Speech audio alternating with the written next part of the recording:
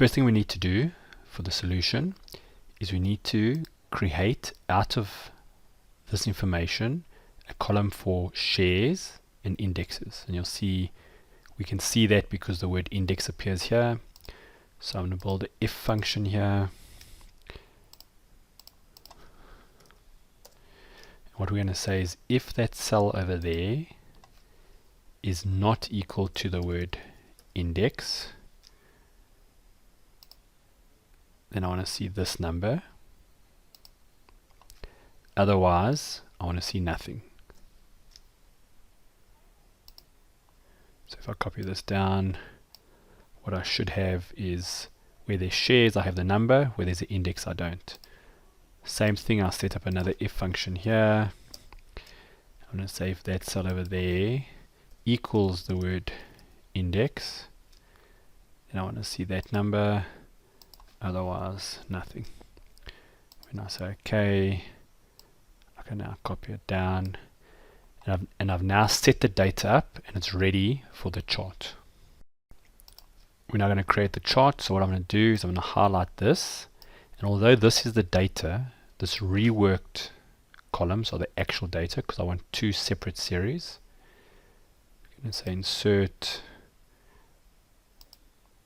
and we're going to set up one of these, a clustered bar. Just make it a bit bigger so we can see it. So what we have is we kind of have what we want. So a couple of problems with this. Firstly, this goes from share A to share R, and this is going the wrong way. So I'm just going to right click on it, say format axes, and you'll see there's a point here where we're going to put the categories in reverse order. So I'm going to click on that, and you'll see it's now gone the other way. Next thing we're going to do, again, I'm going to right click on the format axes, go to the labels, because I don't want it overlapping. So I'm going to tell it that this must go low. So we now have them all appearing on this side. Now we know that this can only be a share or an index, and so this is kind of got space for both. So what we're going to do is we're going to overlap them. So I'm going to right click on any one of them, format data series. And we're going to say it's 100% overlapped, so they're at least a little bit more against each other. We also don't really want these gaps, so I'm going to make the gap width 0. So you've got that. So far that's pretty good. We've got most of what we want.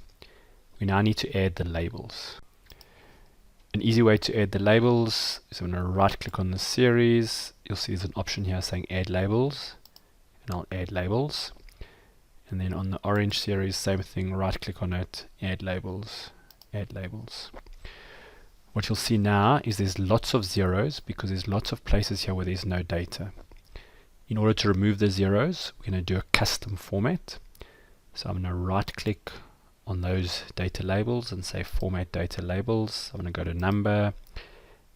I'm going to choose a style. So we could choose any style, but I actually know I want to go to custom.